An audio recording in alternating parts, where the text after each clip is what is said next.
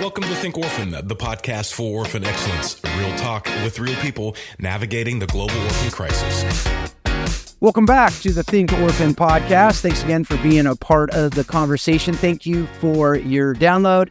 Got a great episode. I'm Phil Dark, your host, with my fellow host, Brandon Stiver, and I'm excited to get going on what we're talking about today. But before we get there, it's been a bit. Brandon, how you doing, man?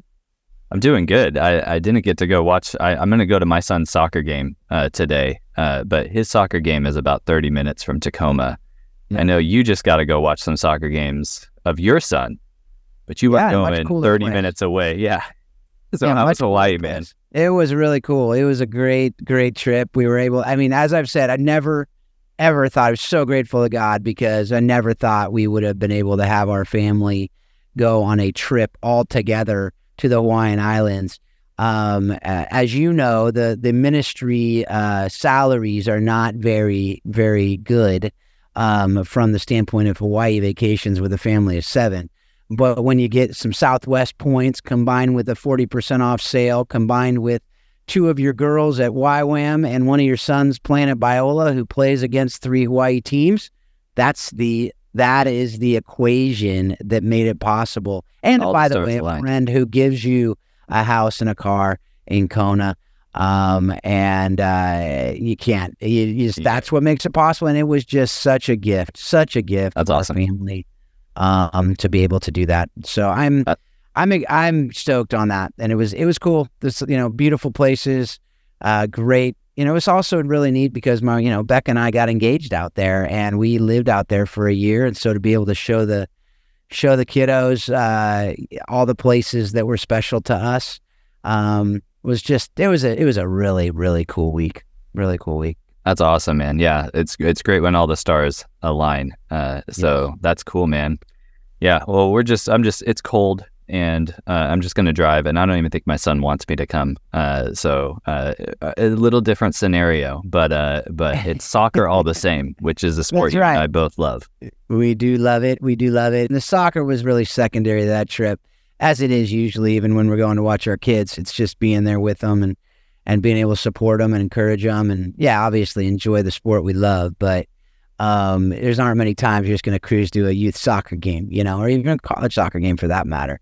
And so it's just really, really neat to be able to support them and just encourage and be there. So and that's something I think is just part of what we do in this podcast as well. Is just how we're encouraging people to encourage people, how we're encouraging people to be there for their kids, how we're encouraging people to take those family vacations when you can. Because my 12-year-old kept saying the whole week, he's like, another core memory. It was so classic. I was like, you know what? He's probably right. Like these are memories they will remember the rest of their life. And to be able to create those memories, because so much of what we do in life is just, is rote, is the same. And they're not those core, there's not those moments. That book that Heath's wrote, The Power of Moments. And I think, it can be a moment of literal minute, or a moment of a trip, or a moment of, something special that you're doing on a birthday, or those different things that do create those core memories. No, that's so good, man. Yeah, we got to create memories with our kids. I'm doing a father-daughter dance tomorrow, trying to create some memories with my daughter. Yep. So we got to do that. Excited for this conversation as well. You guys are hearing about Phil's family, my family. We're always talking about family here on Think Orphan.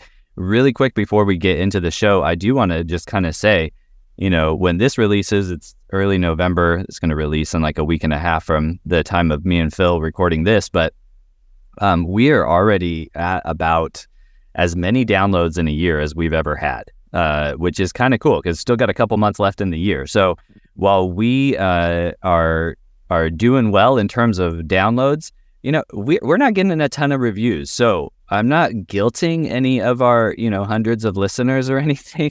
But if you could, it would help us out tremendously if you go on to iTunes, Apple Podcasts, wherever, give us some stars, give us a review. It just helps people know that, hey, there's people out there that are thinking about marginalized communities in the global South, thinking about orphans and vulnerable children. I was just having a conversation with somebody earlier this week that has been a listener and reached out because she's supporting a children's home, a small children's home in Uganda, and wanting to get some support. So we know that people are out there, that they're listening. So we want to hear from you. And if you could send us a review, give us some stars. Again, that just helps us out tremendously as the podcast has grown, especially. So, but aside from that, we got a good interview. And I did this interview solo, and I was learning something. And Phil, I know you've gotten a chance to listen to it, and we'll get into it. But we have Mackynzie Archer on the show today. We got Mac on the show. She is a PhD candidate. She's getting towards the end of her program and has been doing really important work, learning and supporting movements in Haiti around orphan and vulnerable children. So we're going to hop into that interview right now, and let's do it.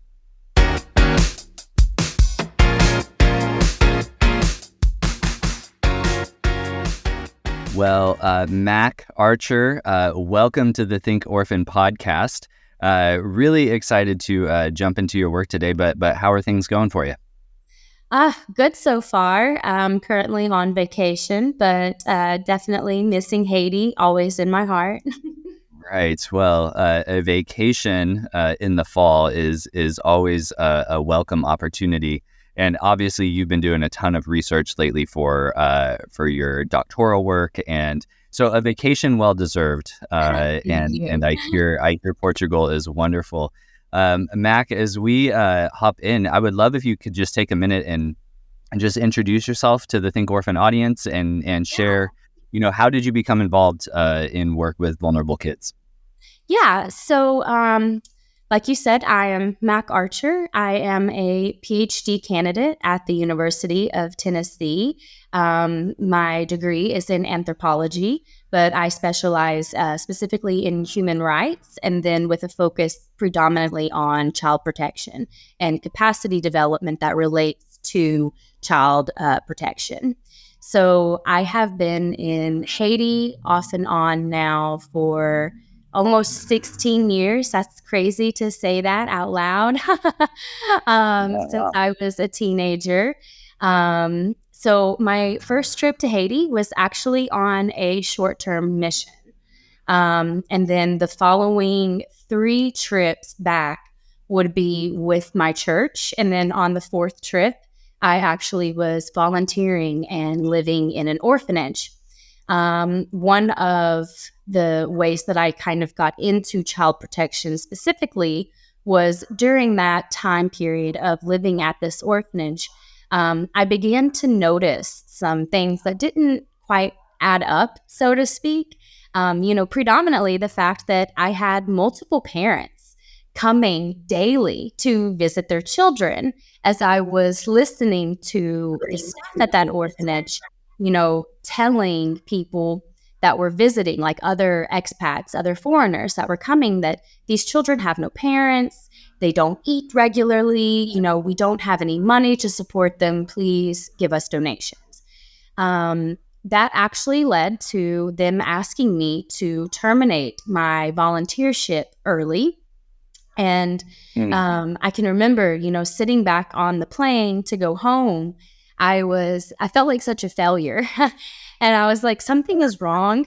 And I couldn't quite pinpoint yet. I knew something was wrong, but I didn't know necessarily what the problem was yet.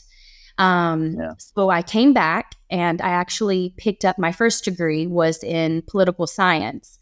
And I actually picked up a second degree in anthropology and decided that through those 2 degrees, I would combine that with my passion for, what I love about Haiti and serving, the community specifically, like within the child protection sector.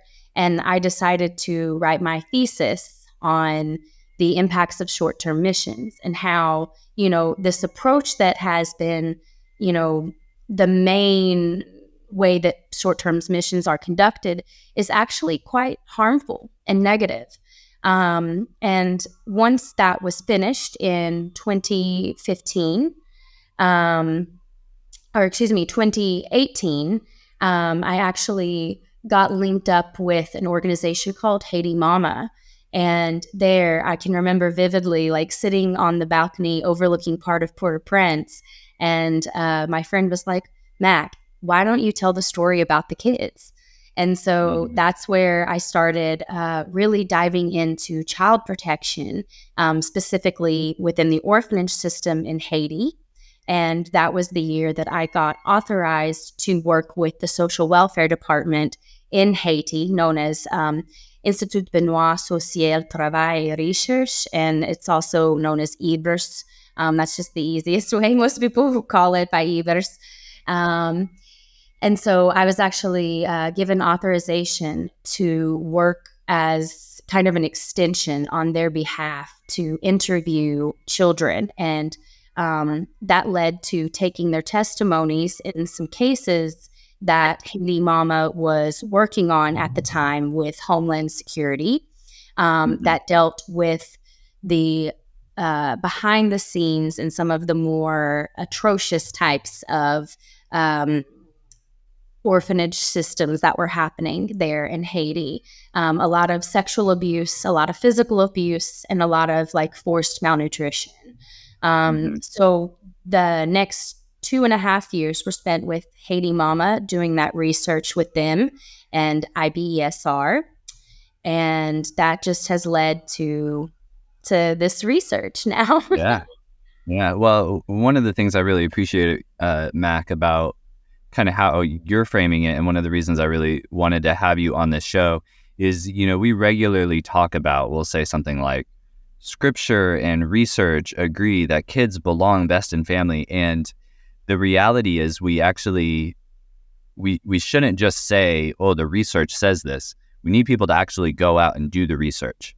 And we can all go back to, for example, the Bucharest Early Intervention Project in Romania, and we can see from a very categorical standpoint all of the harm, that was done to children that were left in those institutional settings. And there has been research in Haiti as well, and it's been central to your own research and both master's and doctoral work. So I'm really excited. I'm sure that as our listeners heard you, they probably picked up on a word or two, and we were going to dive into all of that. Probably the foremost word, though, is Haiti. Haiti itself. Haiti, we are recording this in October 2023, and Haiti has been a challenge, to say the least. So I think it's really important for us to kind of set the context around the work that you're involved in, and even the security situation in Haiti, which has absolutely devolved quite a bit over the last couple of years. Can you maybe just describe what life in Haiti is like right now? I know you're living down, I think, are you near Lacaille? Is that right? Yes. I am in Lacaille.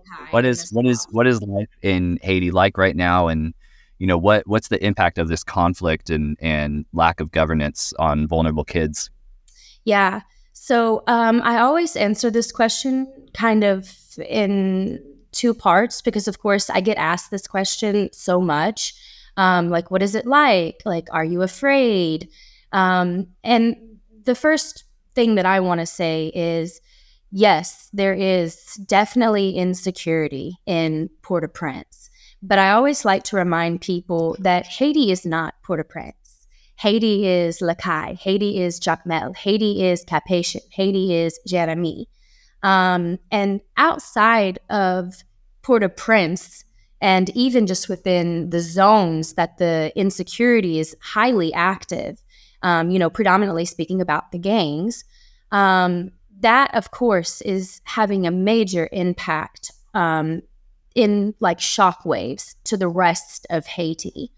But as for me and people in the South, in Lacaille, there is very much so life still happening. It isn't just devastation and, diabolical suffering. There is life. There is peace. Yes, through the insecurity, we have felt major repercussions, really in the areas of food security, And another big one is gas, which I don't think a lot of people realize, but Haiti is a country that has been centralized, and it has been done so strategically. So you have Port-au-Prince, the capital, where most everything is imported and exported from. And the gangs and other people who are, active in this type of insecurity, they're taking advantage of that because they can literally cut off the supplies to the rest of Haiti. So for us, when it comes to things like we're able to, walk around freely. We have restaurants, we have grocery stores, we have, activities where children get to go and play and do sports and things like that. But then there's also the flip side to that, where people who are already living in extremely impoverished conditions are no longer able to afford what they before that could barely afford. You're having families make decisions between child's school fee and medication, or a hospital visit for something that may be, crucial to their health, or being able to feed their family for the next 2 weeks. So you're seeing the type of insecurity in ways that are more socialized, more economic, not necessarily, a fear that we have of the gangs in the South. But that has dramatically impacted the child sector. I can remember 2 years ago when I first moved to Lakai, I did not see any children that were working and or living on the streets. So we know that they're called street children. I hate that name. I hate classifying them as that. But for the most simplistic terms, we can just use that at the moment. The amount of street children has skyrocketed. Within my own research, looking at orphanages, I had visited, just for my research alone, 18 orphanages. All but 2 have taken in children since the 2018 law that prohibited that children were to be accepted into the orphanage institution without either's permission. Main reason they stated that was because families from Port-au-Prince were honestly sending their children to orphanages in the countryside in hopes that they would be safer. So that is one major impact that we're seeing. Another impact is because of this insecurity, and I think that you had mentioned, we kind of talked about this previously, prior to COVID, you had a mass tourism that was coming to Haiti to visit these orphanages and provide support, provide donations, because people crave that interaction in order to validate why they need to donate.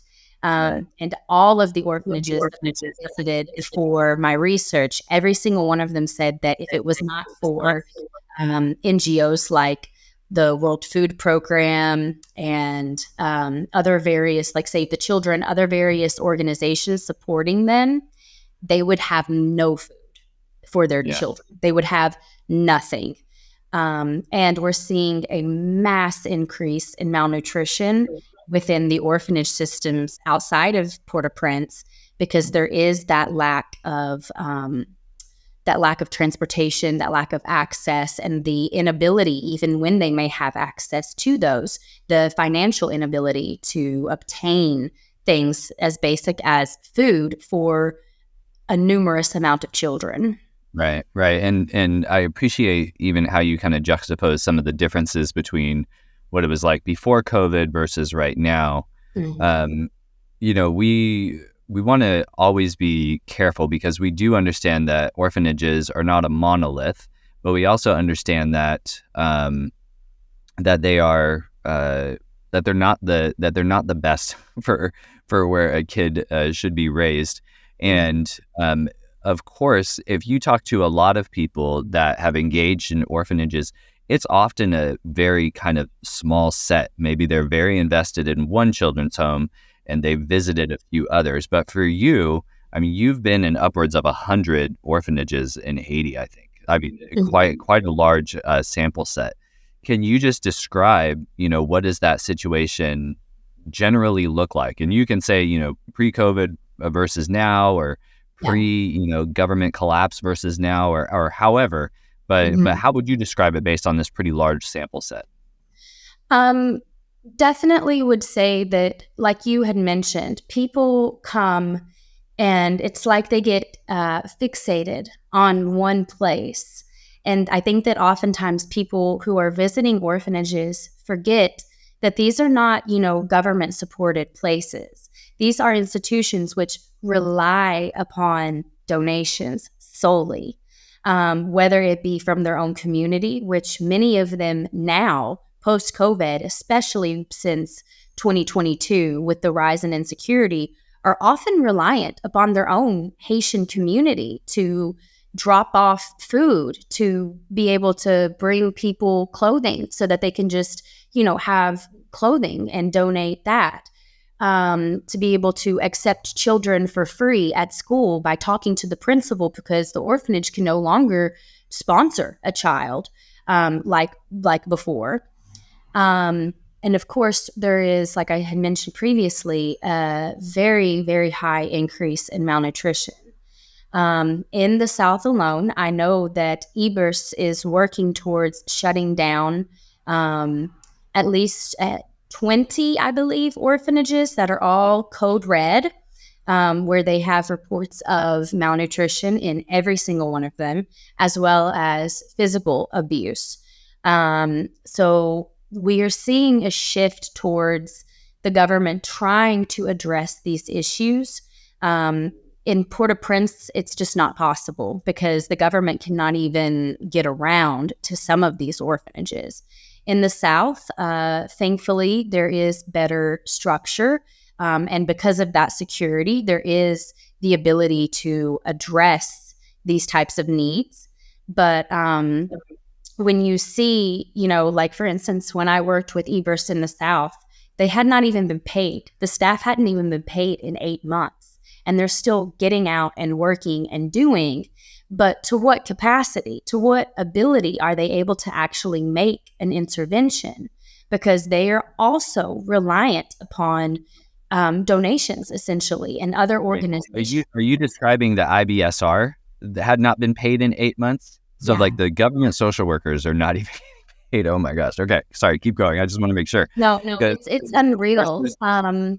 Oftentimes they would ask us, I remember it kind of became a joke and stuff amongst us at Haiti Mama, because we sat down in a meeting one day and this was before COVID. This was in like 2019.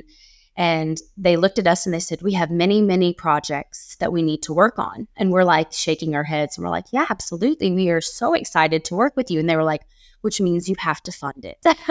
Right. And they were like, you essentially have to provide these resources for us to be able to even do the bare minimum of our job within child protection. Right. So then you have these orphanages, a lot of them at first, knocking on the door, they see me and they're like, what are you doing here?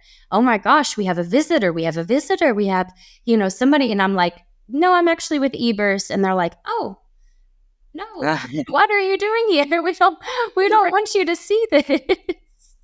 Right. And then comes, the reality check where a lot of them are like, I can't support these children. I have I think that when I was doing my research, this was in 2022, the orphanage that I visited with the least amount of children was 5.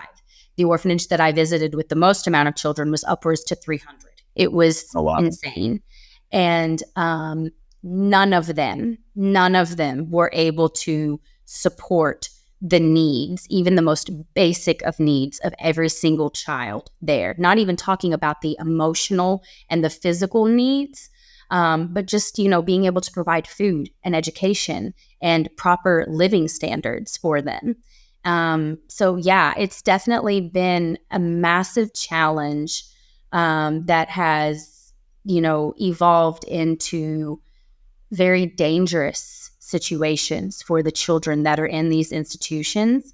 So much so that this is starting to make orphanages who may have previously been by the book, so to speak, turn towards, illegal activity or things that could compromise children's safety in order to be able to meet those financial needs, because they're not getting them from, the previous tourists who were coming to these orphanages. Well, and that kind of, all of these factors, you talk about the government having such poor infrastructure and capacity that they literally need funds just to do their work, because they're not getting paid for several months. Mm-hmm. And you're talking about what appears to be some level of divestment from the West because of all the conflict, and short-term teams aren't coming over and all of that. And yet these orphanages are perpetuating to whatever extent they're able to, but the quality of care has really gone even worse than what it was before. Does all of that kind of sound like, is that a good summation? Yes. Yeah. Okay. And to the point where they're even using that devaluation of like child security, they're even using that as a tool, as a means of propaganda to say, look, you've left us here and this is what you've left us with. You need to come back. You need to support us. Saying that to the Westerners that had supported them prior. Yeah. And to me, that kind of underscores the bigger systemic problem, which is just that we, as Westerners, have poured an incredible amount of money into a system that is just profoundly not only unsustainable, but it's also just not good child welfare practice. To even have these kids in residential care, especially when, as you mentioned earlier, a lot of these are poor kids from rural areas that are coming into cities, seeking education and seeking all those other things, when really what is best is if they have family. It's really interesting, and it should give us pause anytime we as Westerners are saying we're going to go and engage in the global South in any regard, because we can create these systems that are, again, unsustainable, unethical, and then we can put other people at risk, and in this case, specifically children. And along those lines, you mentioned your master's thesis that did concern short-term missions, and obviously short-term missions is something we've talked about on the podcast in the past. A lot of people do talk about short-term missions, and sometimes it kind of seems like it just goes back and forth between shut down all short-term missions, that type of critique, and then on the other end, short-term missions are the best, they're the lifeblood of our missions program at church, and yada, yada, yada. So it's kind of like this really harsh critique, or really kind of unrealistic praise. Can you just share with us about the research that you conducted, during your grad school experience around short-term missions and orphanages, and yeah, I don't know, is there even any hope for these cross-cultural short-term trips? Like, what does this look like?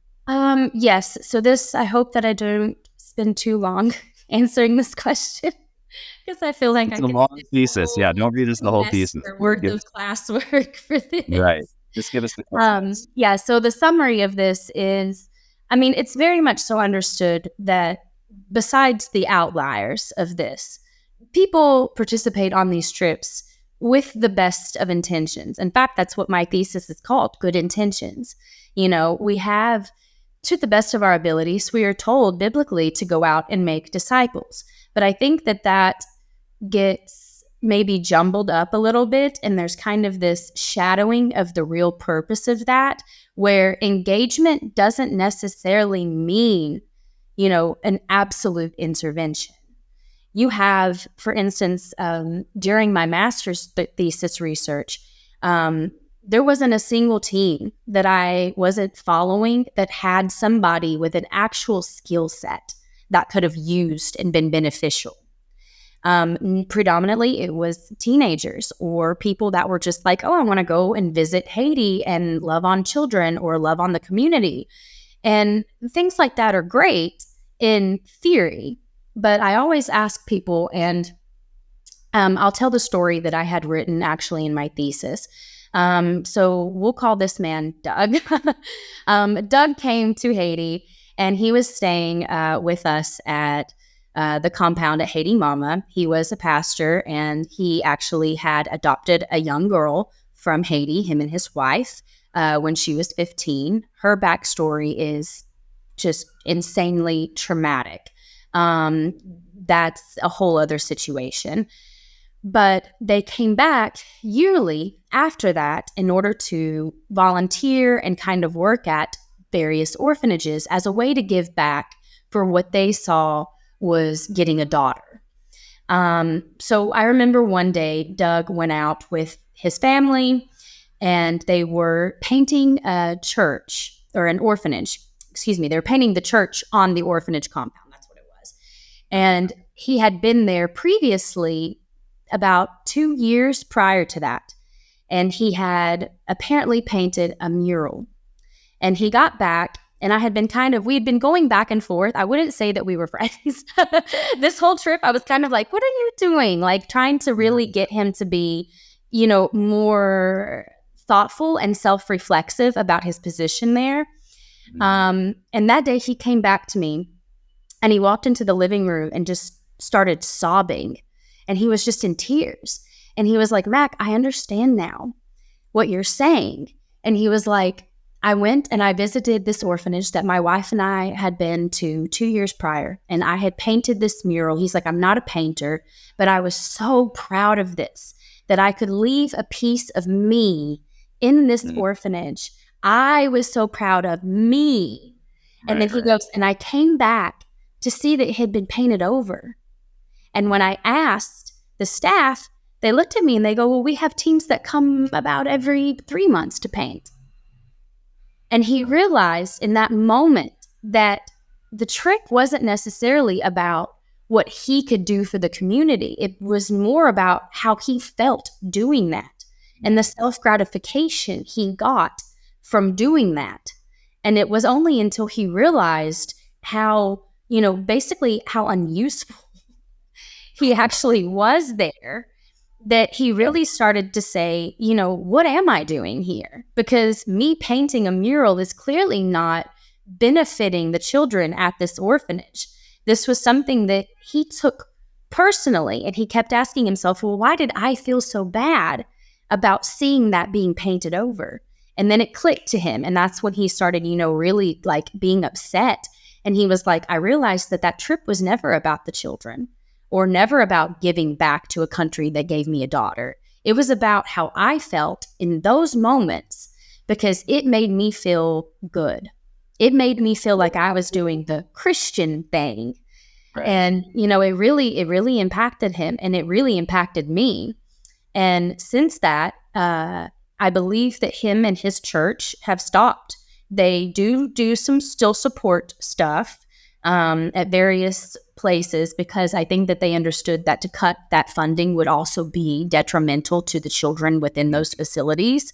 But he actually has started working with eBurse, and they tried to, do some sort of reinvention of the programs in which they were initially supporting that really focused more on family-based care now. At Think Orphan, we are all about creating lasting solutions for children and families. You've heard us talk time and again about how poverty impacts families and literally creates orphans. One of the ways that we can combat poverty and strengthen families is by supporting local enterprise in the Global South and changing our purchasing decisions. That is why I'm so excited to share with you about Sojourn Studio.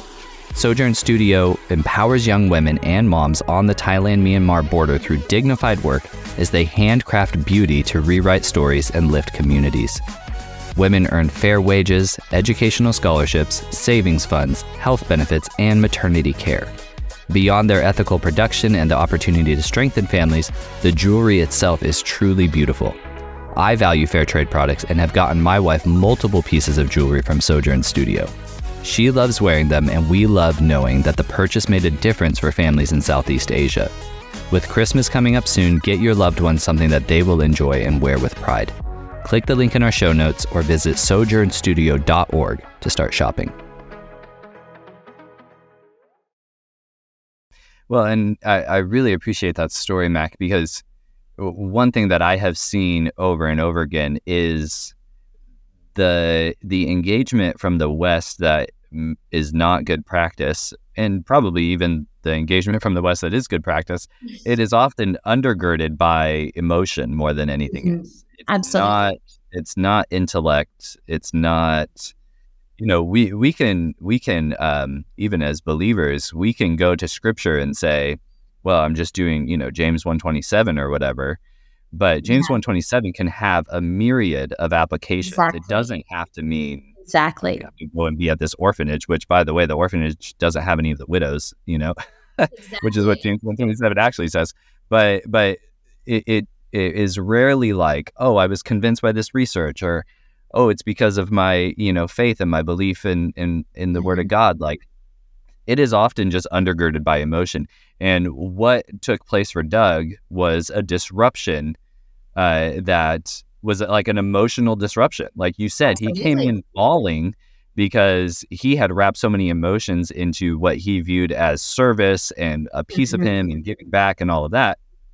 But it was, as you said, it was more self-gratifying than anything else. And I don't want to be overly cynical. I mean, I have, I have watched kids at orphanages, as a short-term missionary without supervision. Like, that's a bad recipe. That was a bad recipe. And we talked earlier this year with people where that can really go sideways, which is when even Westerners sexually abuse children.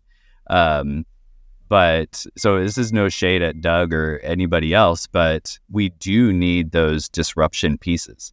Now, I want to get back to the short-term missions piece just briefly, because, I mean, is there, from your experience, 16 years in Haiti and doing research and interacting with people, is there any hope that we can actually do these cross-cultural engagements in a way that is ethical, or what does that look like? So relating back to that, I would suggest it's kind of a double-edged sword. So when I was approaching this research for my master's, there is a term that was created by Erica Bornstein that is called relational empathy. And so her outlook is kind of why people do charitable acts. That was her whole research on this.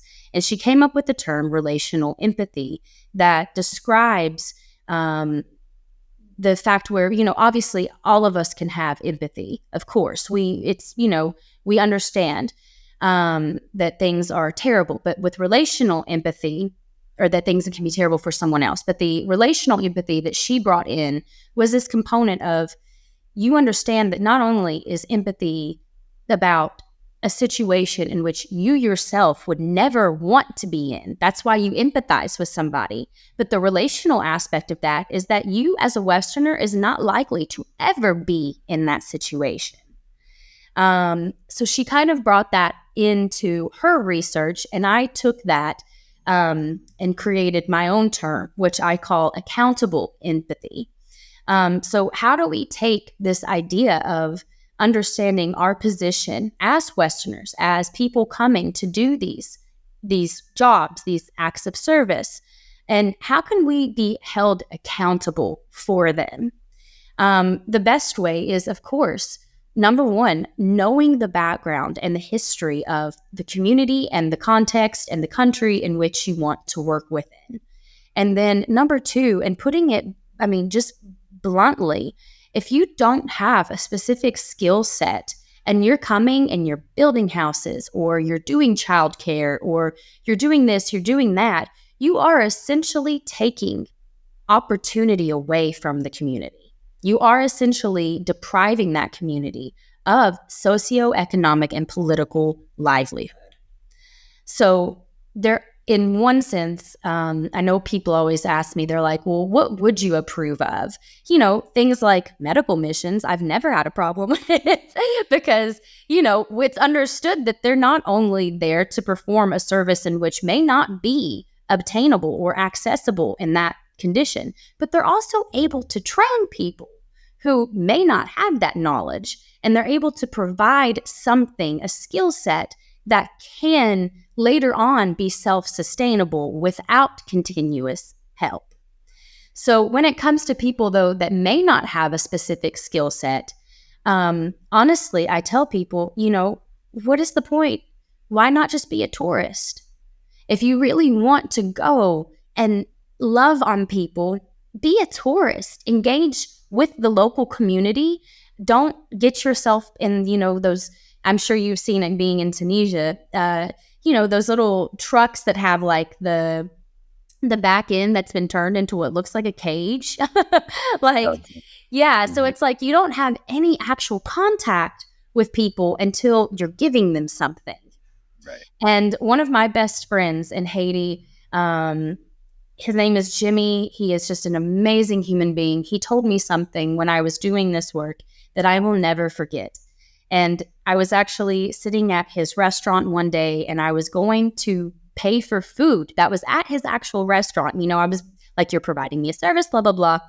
And he said, Mac, all you white people, all you Westerners, you only ever show me this side of your hand. You only ever show me this side of your hand. He goes, I want to see this side.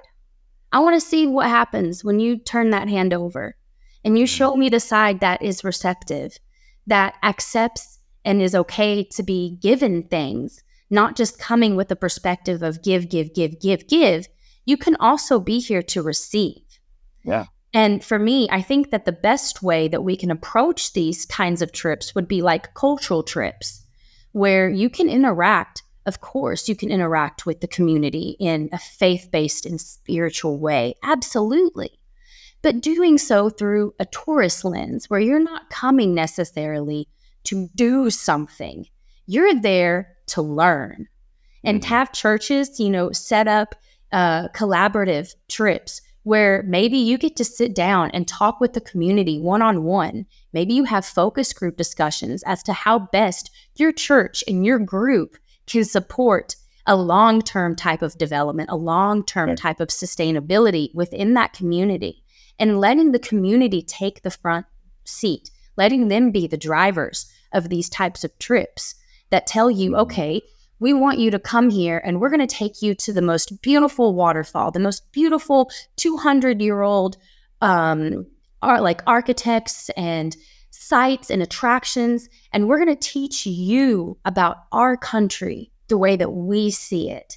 And then we can sit down together and figure out how best you can work with us or even for us, not work around us, not work as, the boss, essentially.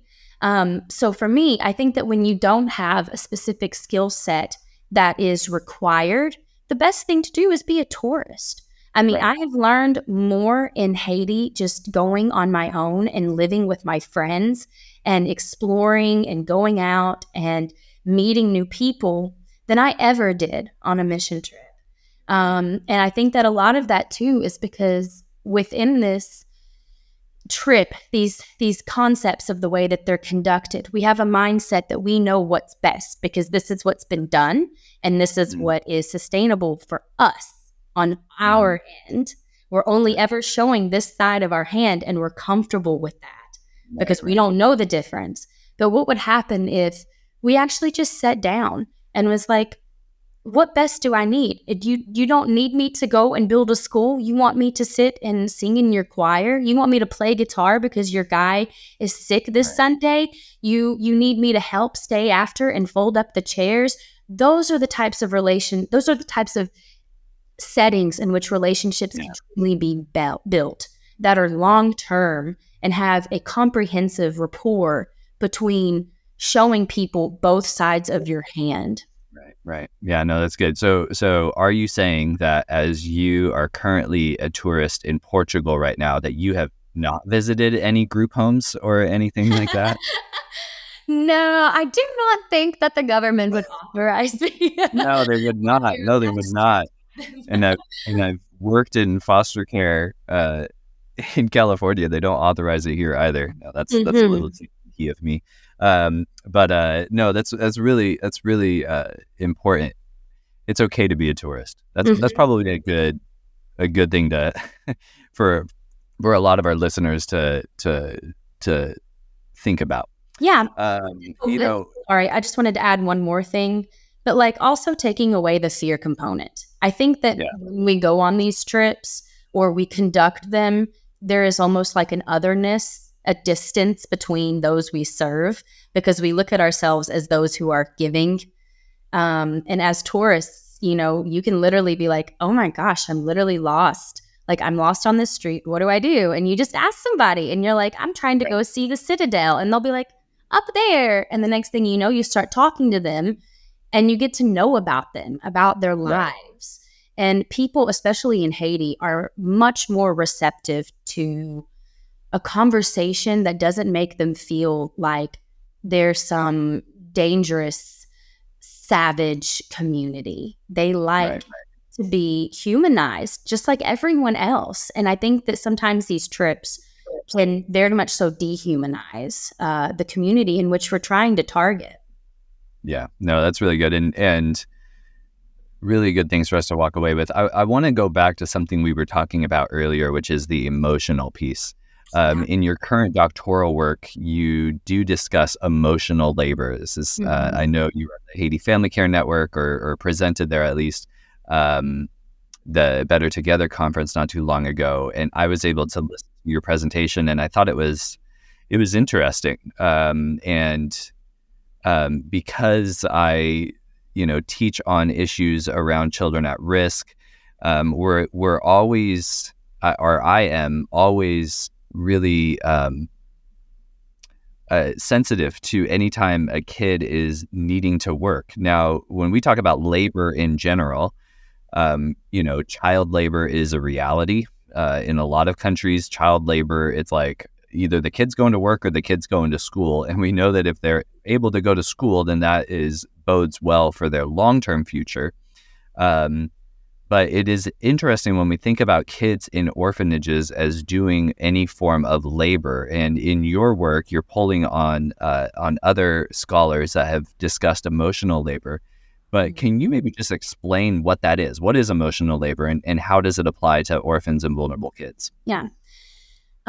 So up until, I think, honestly, I don't want to say that I'm the only one that's looking at this concept within child protection. But the term originally came from Arlie Hochschild in 1983, where she was just discussing service industry jobs. She was looking at how people who have to interact with the public have to essentially make a mindset for themselves in order to do so. So, for instance, with this idea of customer service, maybe you have an irate customer, but you can't tell them to leave. You can't tell them to go away because they are a customer providing you money, providing you financial stability, which essentially is your job. It's your livelihood. So what do you do with an irate customer? You smile. You say, yes, man, we'll get the manager for you. Yes, we'll accommodate you. And on the inside, you might be thinking, I just want them to leave. I just want them to get out. So this is kind of that idea of emotional labor. And prior to my research, what I was finding on emotional labor that was making those connections to institutionalized care was honestly from the perspective of the foreigners, the Westerners, the visitors. How did they feel in those moments interacting with those children? And for me, I started to ask myself, well, why haven't we spoken to the children about this? Like, how do the children feel about this?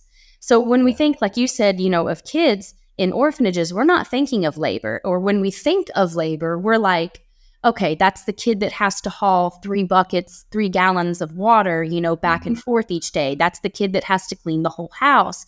That's the kid that has to do physical activities that are visible, that we can measure, that we see that there is a capitalist value tied to it in some way. And for me, I thought, well, why not we look at that from an emotional standpoint? So for me, emotional labor, when it comes to institutionalized care, is the emotions that are being displayed as physical behavior. So for instance, when visitors are coming to an orphanage, the first thing that they're expecting is for children to run up to them, to grab their hands, to hug them, to essentially just crawl all over them. But what I wanted to know was, what does a child have to do to get into that mindset where they go, okay, the group is coming. So we all have to put on smiles. Right. We all have to, put on our best clothes. And we know that when they come, we have to sing a song. We have to do this. We have to do that. Telling them no is out of the question. You want a photo? Sure. How many do you want? You want me to sit on your lap? Okay, that's fine. You want me to play a game? Even though this child may be sick, they may not have slept well that night, or maybe they just don't want to interact with you. And in their mind, they have to make a process that says, okay, I have to get myself mentally psyched up in order to do this, in order to be able to interact. And that's the emotional labor. So emotion doesn't always have to fit the affective behavior being shown. But the labor in that is that they have to make themselves feel somewhat agreeable in order to make these types of outward appearances that are desired by the Westerners who are coming. And that's profoundly tiring. That's exhausting. I have very vivid images that are ingrained into my own psyche of Tanzanian kids that were at the children's home that I worked at, and we would do okay, we're gonna record a video. Everybody go put on your African garb, and I'm filming it and I edit it. This is over a decade ago. How long? Over a decade ago. But I'm as I'm scanning the kids' faces, I could be oh, she is not happy. Oh, okay. It's you can see that, but it's well, what's happy about this? The staff said we're going to film this thing, or some visitors are coming, and it's just that I could see why that would be very taxing, and that's what labor does. It taxes people. It exhausts people. Yeah. And there's also an emotional connectivity that I don't think that people, again, going back to Doug, he felt such a strong, desire to serve because he was continuously met with these, smiles and these happy faces and these happy attitudes, so to speak, without ever thinking okay, so maybe you did make a connection with the child. Maybe those children, especially in, the institutionalized care setting in Haiti, where you don't even have one-on-one care. So, children are very much so deprived and starving for affection from people. And so you have that juxtapose where they may not want you there to have to exert that emotional labor, but when they do, there's this type of connectivity that just happens because we're humans. And then the next thing you know, you have a child who really likes one of the kids that's playing with them, and then they leave after a week and their tears. I have one of my friends who used to work in an orphanage for years. He was the manager, and he said, I used to have to dry their eyes as the next group was coming in and get them ready because they're sitting there crying because one group has left and they have, through this emotional labor, made some sort of meaningful connection because they're children and they require that in order to just grow up. We all require, connectivity. And so he's sitting there wiping their eyes, getting them ready for the next group. And then a week later, they're going to be crying again and getting them ready for the next group. Right. And even as you describe your friend and how he was trying to console kids and prepare kids to do it again, what is it that is being pursued here? What's being pursued is not just the viability of the organization, but the finances themselves. And when we think about labor, what we're saying is, look, you're working towards what end? Well, normally people work so they can get paid. But the kids are doing emotional labor so that they can interact, and then the organization can raise funds, and then the staff can get paid, and the staff in the U.S. can get paid. So what do we call it when somebody else has to work for somebody else's financial gain? We call that exploitation. Yeah. That's literally the definition of what exploitation is. So it is something that we have to really kind of step back and kind of think are we okay with this? Because there are financial implications here that when the kids smile and do their dance and all this, it's work for them, and the end is financial gain for Yeah. somebody else, Yeah. because we know that the kids don't grow up and then do well for the most part afterwards. Mhm. I want to, so at that, and apologies to all our listeners, that this might be a little more harsh around orphanages than we tend to be on Think Orphan. Obviously, you guys know where Phil and I kind of land on that question, but I do just kind of want to acknowledge that if you are loving kids and supporting an orphanage, do your best and reach out. We can help you, but I also want to acknowledge that this act of emotional labor and some of what you researched around extended beyond the orphanage setting. Mhm. It actually went beyond the time that the kids were in the orphanage and even into their home placement after being reunified as a child or as a young adult. Mhm. So emotional labor still happening in that situation. Can you explain that dynamic to us, and what are some of those challenges that people might fail to appreciate when promoting the even reunification? Yeah, absolutely. So backtracking a little bit to be able to answer this, when we think about like that exploitative labor, of course, the children are not seeing a financial gain to that, but they are being told, if you don't do this, if you don't do X, you're not going to get to sleep inside tonight. You're not going to get to eat tonight. You don't get to play with the other kids on downtime. So there's these types of threats that reinforce a mentality that if I don't do this emotional labor, then I'm not going to get my most basic needs to even be met. Right. And then this transcends into the reunification process. For me, this was honestly something that had not necessarily been on my radar until while I was doing this research, until I started doing home visits. When I started talking to the families and the children that were, post reunification. And something that came up a lot was, number one, especially when children are very young entering into the orphanage, they are making familial bonds with people who are not their family.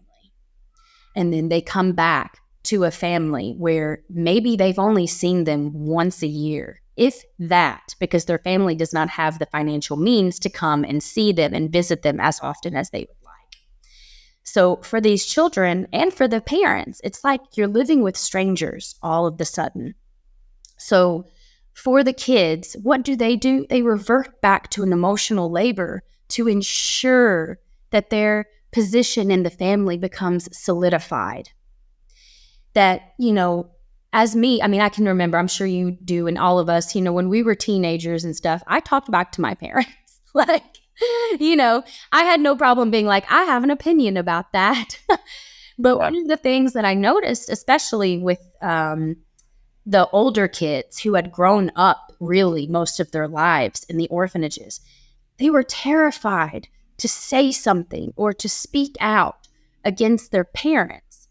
Not even like, we're not talking about just like being, bratty kids or whatever, but it's like, I had one participant that was telling me, I used to hate, like she hated a specific type of food that is called tom tom in Haiti. It's, very cold rice that you kind of eat in one big thing. And it's hard for me. I don't like it either. But she was telling me that it was one of her mother's favorites, and she would cook it all the time. And she hated it. But she was scared to tell her mom because she was like, well, what if she, gets mad and she kicked me out because I'm an adult now? What if I upset her to the point where children are now growing up in this orphanage setting that says, if I don't produce this emotional labor, I am not going to be loved. I am not going to have a love that is unconditional. And, of course, we know that like parents and stuff, they're not seeing it that way. Of course, they would never be like, oh, you're not eating the food that I prepared, so now you must leave. But for them, for children who are in this position that are being reunited, they don't know how to have a voice. They don't know how to interact with people who are virtually strangers for the first year or two of reunification. Right. So you have this side from the children where they're continuing to produce emotional love in order to, in their mind, solidify a love from, or excuse me, they're producing emotional labor, not emotional love. They're producing emotional labor in order to solidify their love from their family. And it takes time for them to learn that their parents' love is unconditional.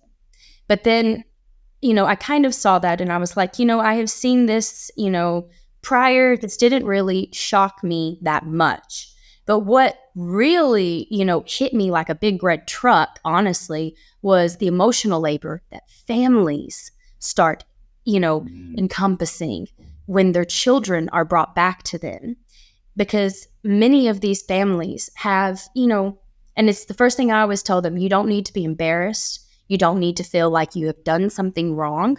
This was something that was forced upon you, and there was a choice, and you made a choice because you loved your child.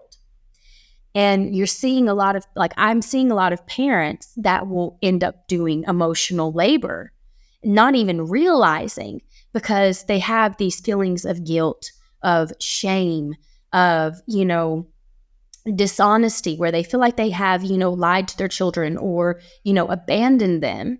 And so it's working both ways, where families have to learn to trust each other again in that kind of unconditional familial bond. And doing that in a way where they're all producing emotional labor in order to get back to a point where us who have grown up in that familiar setting, we wouldn't even fathom. It's not even on our radar, to make an emotional adjustment in order to solidify our position in our own family. So for me, that was something that was super profoundly, it was super shocking, because I was thinking, of course parents have their feelings about this, but I can promise you I have sat with over hundreds and hundreds and hundreds of families. And there has never once been a parent that said, I didn't love my child. I did it out of love for my child. Right. But now I don't know how to convince my child that I love them, that I'm going to keep loving them no matter what my actions were. I did it out of love. And so the emotional labor becomes the bridge, essentially, for them to try to find each other again. And it's not only a non-sustainable bridge, but it's an extremely mentally, physically, and emotionally detrimental bridge to try to cross. Yeah, well, it's a very fraught situation. That's for sure. And all the more reason why we need to really double down on trying to prevent family separation in the first place. Absolutely. And really strengthen families and provide interventions and support. Look, people need support and interventions at different times. My family has benefited from WIC in the past. It's like there are interventions that can actually strengthen families, and those are the things that we really need to be focused on. Mac, this has been really enlightening. We got 2 questions that we ask all of our guests before we go. So I'm gonna come to those before we land the plane. So in 1 or 2 minutes, what have you read, watched, or listened to that has most impacted your thinking on how we can love orphan and vulnerable children as well as their families with excellence? So one of the biggest, most profound books for me was Erica Bornstein's Disquieting Gifts. That was excellent. It's about charity, and she does explore the concept of institutionalized care. It was kind of the first thing that made me, click in my mind, like, this is it. This is real. This is an actual phenomenon that's happening. Also, the book Travesty in Haiti by Dr. Timothy Schwartz is excellent. Of course, anything by Dr. Paul Farmer is amazing. All of his books that relate to structural violence kind of provide an excellent historical background as to how these nuances end up being our present day phenomenon. And then lastly, I would say Killing with Kindness by Dr. Mark Schuler. Okay. All right, that's what happens when we get an academic on here. We ask for when we get more. Well, Timothy Schwartz's book I have read, and Mhm. I agree, it was eye-opening. And he's an anthropologist, as you are, so I could see why there would be that, why that lens is so valuable. And I learned a lot from Travesty in Haiti. I'm gonna have to pick up the. Yeah, he and I All have right. had a lot of good combos about that and stuff. He's Okay. You know the author. That's cool. I know him. I know Mark Schuler. This is the anthro world. We especially like in Haiti, we're such a small community that we end up knowing each other very well. Okay, well, I will double down on the Timothy Schwartz recommendation, because I like that book a lot too, and I don't know him. All right, what person has most impacted your thinking on how we can love orphan and vulnerable children with excellence? Honestly, this won't be an academic. I don't have a person in which you could read about, but and if she watches this, I hope she's not bawling as I say this, but Tasha Pearson, like she is the founder of Haiti Mama, and starting this research would never have been possible without her. The way that she not only presented a new way of thinking, but the way that she has encouraged me to seek this type of pathway towards child protection has been, honestly, like I could never thank her enough for the way that she has changed and shaped my way of thinking.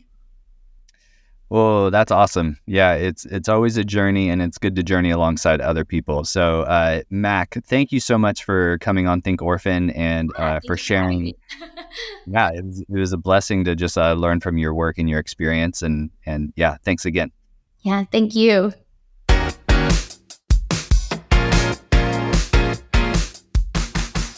Well, that was an enlightening conversation that I was able to have with Mac. I learned a lot. Obviously, you chide me sometimes in terms of geeking out on academic and educational things. So the fact that I get to talk with somebody like Mac, who has been working on her dissertation, and so much of her studies in grad school and in her doctoral work are centered around these issues that we talk about all the time. So I know I gained a lot from talking with Mac. But Phil, what did you think of the conversation?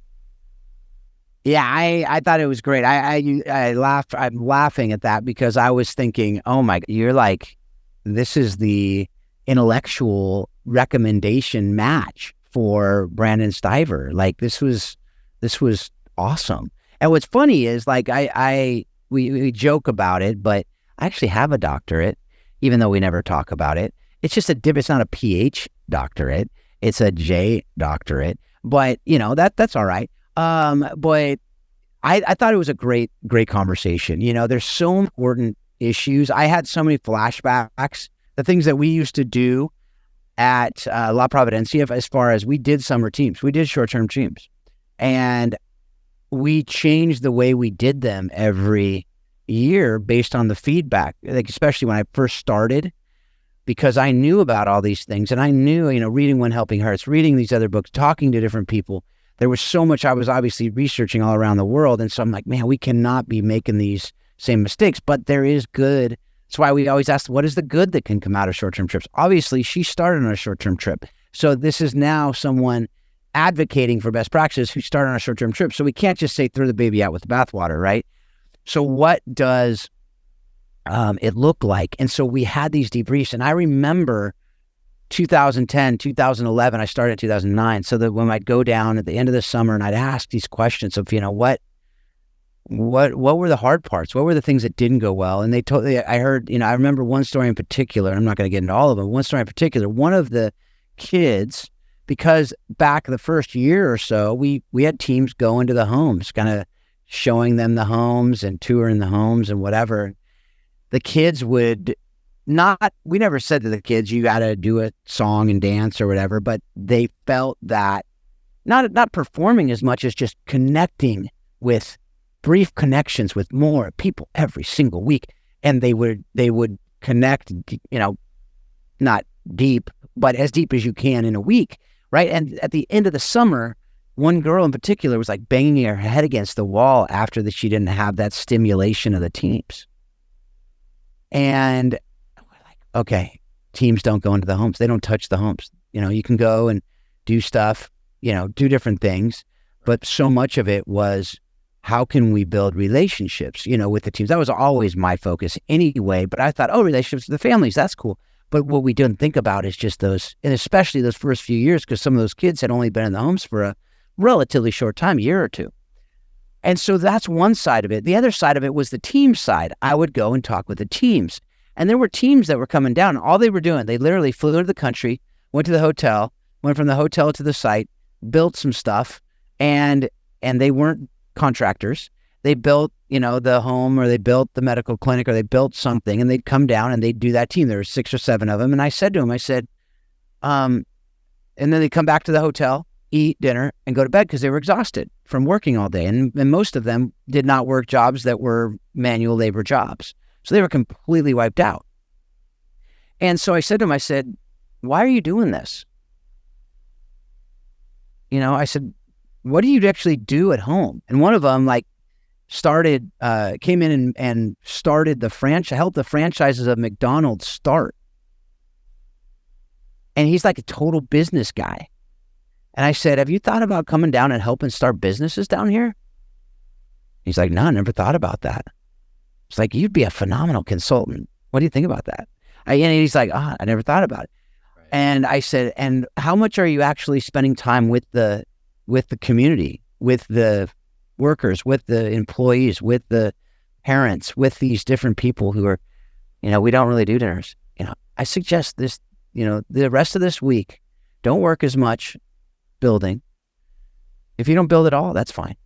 Spend time with the people, get to know them, help understand how you can help with your giftings, with your skill sets, with your business acumen, with what you have. And the rest of the team, one was a teacher, one was an administrator.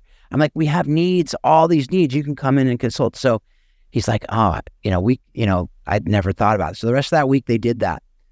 He told me at the end of the week, he goes, Phil, we completely missed the boat every other trip we'd come down. We completely missed it. And I go, well, don't feel guilty about it. Let's just make some change in the future. So the next year, they brought a smaller team of an administrator who helped with the administrators, a teacher who helped train the teachers. You know, he started working on building businesses. And it was frustrating because it doesn't look like it does in the U.S. But he did that. He's like, man, what a change. It was so good. So that was one of the coolest. And that church never sent a building team again.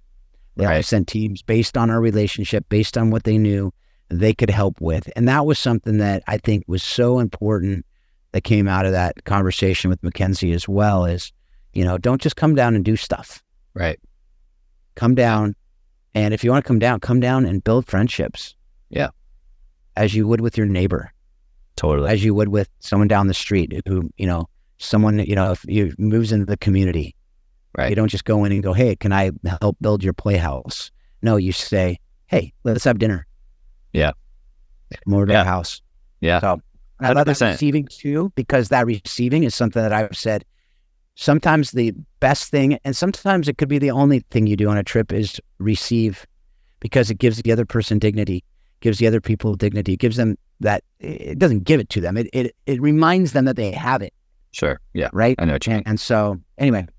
No, that's good, dude. And I think especially for us as believers, to enter into those spaces on equal footing and to say, hey, we all want to learn, we all want to build relationship, and having that mutuality, reciprocity, like that is so much more valuable than, you know, locking into that mindset of, oh, I'm just going to do something, you know, I'm just going to, you know, it's just, there's so much more value. And Christ's example was so relational as well.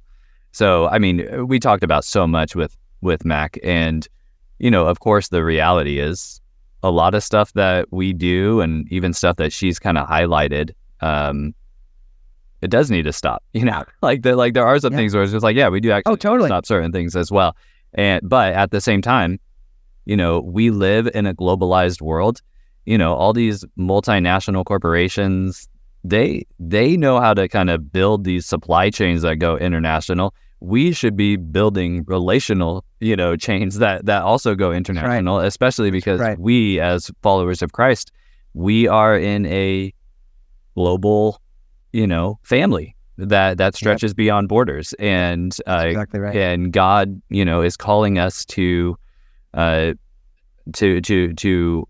live out His kingdom life in all nations. So anyways, I learned so much from her. I mean, another thing that kind of just stuck out to me that I'll just underscore, we are now a few weeks into this terrible conflict in the Middle East. We are absolutely praying for peace in the region. We're almost a couple years into this conflict in Ukraine. And it's easy when these things kind of like pop up to like forget that other stuff is still going on. So I do kind of feel somewhat of a responsibility with this platform to just kind of say, we are praying for what happened in Israel and what's happening in the Gaza Strip. And we are praying for what's happening in Ukraine, and we are praying for what's happening in Haiti. All of these things are on God's heart. So we want to make sure that we are saying, all of these things need to be highlighted. So I also appreciate, getting some on the ground view from Mac, as she has been living in Haiti for so long. Right. It's really important that we remember all of these conflicts and all of these issues throughout the world. So that's a great point. And it's something that I was talking with somebody about this the other day, and he said, that we minimize things sometimes too. So I think there are these things we need to be praying about, and they are massive, and they are awful, and they're things that we can, pretty much all we can do is pray about them, because we can't do anything about the conflict in Israel and Gaza. We can't do anything about the conflict in the Ukraine. Me, Phil Dark here in California, like if I go over there, I get in the way. I'm not going to go fight. I'm not going to go, can I advocate? Yeah, but like we can do that here. We can advocate for stuff. But the reality is those issues are so complex. The things are so nuanced. If somebody can't just say, oh, I'm pro-Palestine, oh, I'm pro-Israel. No, they're human beings. I love people on both sides. Now, I do not, Hamas, no, like that's terrorism. And so there's things that we can agree on. But if you try to go and go, oh, well, this and that, it's not as simple as that. Same with this issue that we talk about on Think Orphan.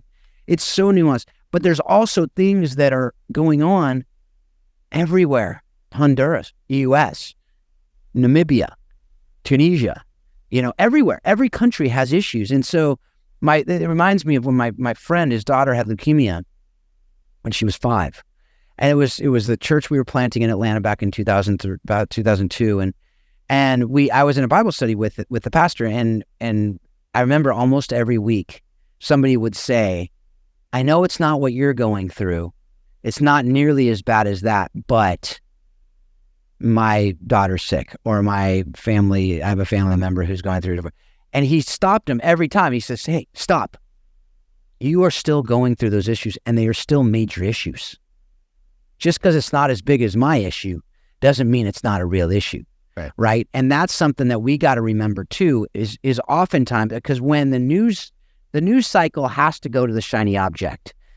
A lot of ministries, unfortunately, also go to shiny objects. There are some ministries, that's what they do. American Red Cross, that's what they do.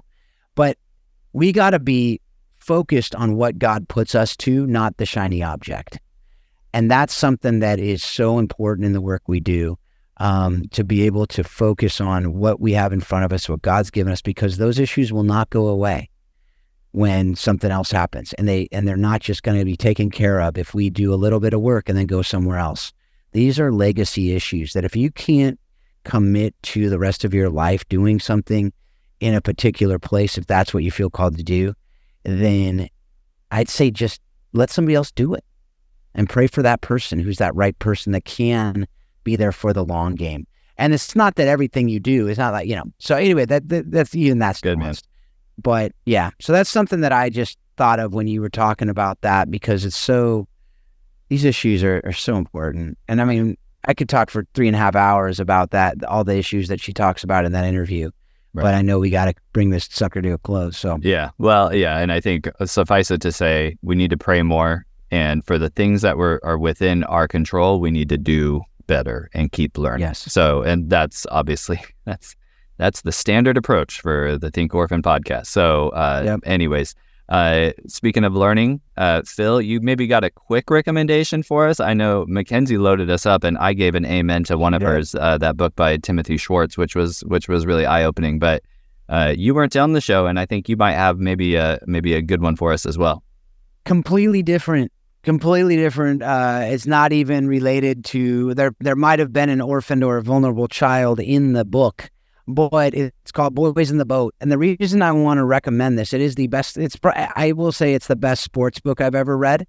It's a great book, whether you're a sports person or not. It's an incredible book about teamwork, and all of us are on teams. And so I would strongly, leadership and teamwork, that book does so incredibly well. And I want to recommend it now because Christmas time, the movie is coming out. George Clooney's directing it. I'm not going to ruin the book at all. I'm just going to say, if you love sports books, but even if you don't love sports books, if you like books about teamwork and leadership, this book, read the book before you watch the movie, because it has so many great nuggets throughout it, great quotes at the beginning of every chapter, incredible story, but I would say more incredible lessons we can learn. And so, yeah, it's definitely a different read than those other reads. It's a true story, but it's written like a novel, and you will be captured by it. I listened to it as well, and the reading was phenomenal. So I would recommend the Audible version as well. But if you're a reader and you want to actually pick up that book and read the pages in print, then you will not be disappointed. All right, that's a good one, man. I will have to check that out myself, and I have not been to the movies in so long. But when you say a movie's coming out, I'm like, on Netflix? Where's it coming out on? But that sounds like a fantastic story. I'll have to check that out. Might be a good date night, like during Christmas time, you know? Oh, right. Yeah, I'm supposed to. Remember what date nights are? I was going to say, I was like, that rings a bell. No, my wife and I, we do date after 8, which is basically meaning we get takeout, and then once the kids are in bed, then we have our date at home. I like it. You got to be creative with the young families. So folks, with all that, thank you so much for being a part of this. And we talked about, reviews, we talked about, listens, we talked about downloads, but at the end of the day, what we love hearing are your stories. So please share those with us, because that's why we do this, is for impact. Knowing that everyone listening to this podcast is doing something about it. So do something about it. Take what you're learning from this episode, take what you're learning from this show, and use it. We pray that you use it to help you to love orphan and vulnerable children and families better and better each and every day. Thanks a lot. Have a great couple weeks. We hope you've enjoyed today's Think Orphan podcast. For all the information in this week's podcast, please visit us at thinkorphan.com. You too can be part of the conversation. Send your questions to info@thinkorphan.com or join us on the Think Orphan Facebook page. Thanks for listening, and we hope you'll join us again on the next edition of Think Orphan.